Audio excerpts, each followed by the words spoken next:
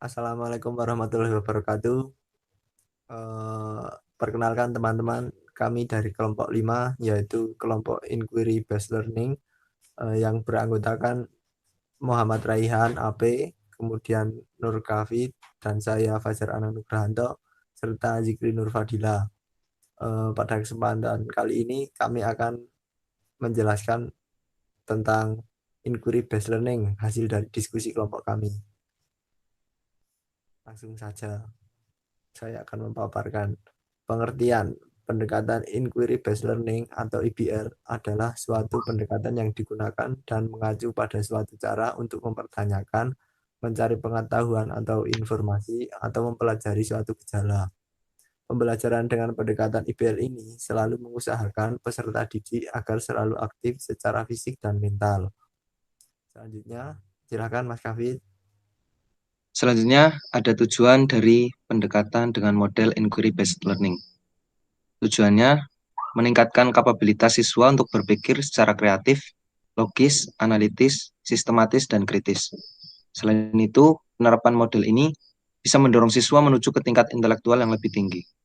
Dari tujuan tersebut, bisa disimpulkan bahwa pembelajaran ini tidak hanya mengharuskan siswa untuk memahami materi saja, akan tetapi siswa dikembangkan untuk bisa memakai dan mengenali potensi yang ada pada dirinya secara maksimal. Kemudian ciri dan karakteristik. 1. Pembelajaran inquiry menekankan pada aktivitas secara maksimal untuk mencari dan menemukan. Artinya, pada pembelajaran inquiry based learning, siswa ditempatkan sebagai subjek belajar.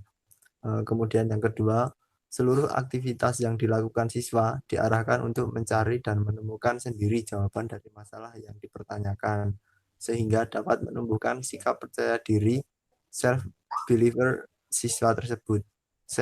Self belief siswa tersebut.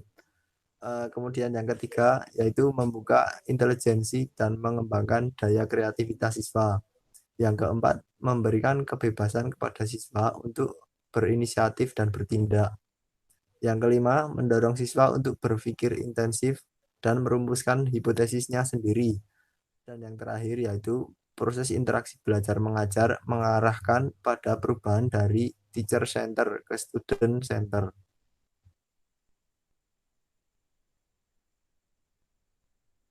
Kemudian, jenis pembelajaran inquiry.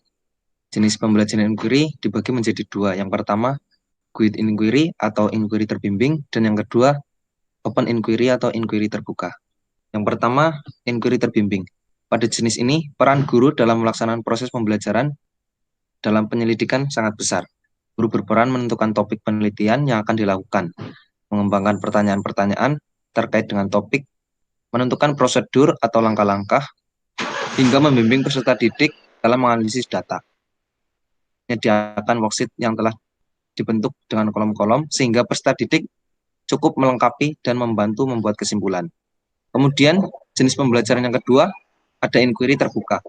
Pada tipe ini, guru hanya berperan sebagai fasilitator dalam proses pembelajaran, sejauh yang diminta oleh peserta didik. Peserta didik kemudian diberikan kebebasan dan inisiatif dalam memikirkan bagaimana akan memecahkan masalah yang dihadapi. Kemudian kelebihan inquiry based learning yaitu 1. Membantu peserta didik untuk mengembangkan kesiapan serta penguasaan keterampilan dalam proses kognitif.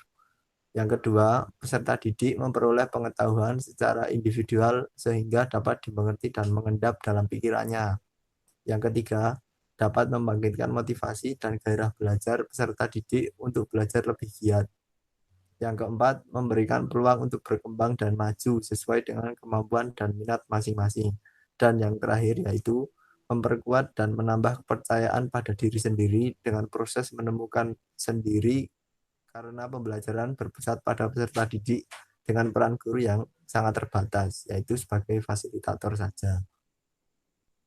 Kemudian yang terakhir ada kekurangan dari model pendekatan inquiry-based learning.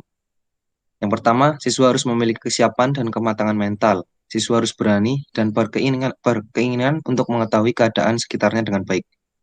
Yang kedua, keadaan kelas kenyataannya gemuk jumlah siswanya. Maka metode ini tidak akan mencapai hasil yang memuaskan. Yang ketiga, guru dan siswa yang sudah sangat terbiasa dengan proses belajar mengajar gaya lama, maka metode inquiry ini tidak akan mengecewakan. Maka metode ini akan mengecewakan atau membosankan. Kemudian yang terakhir,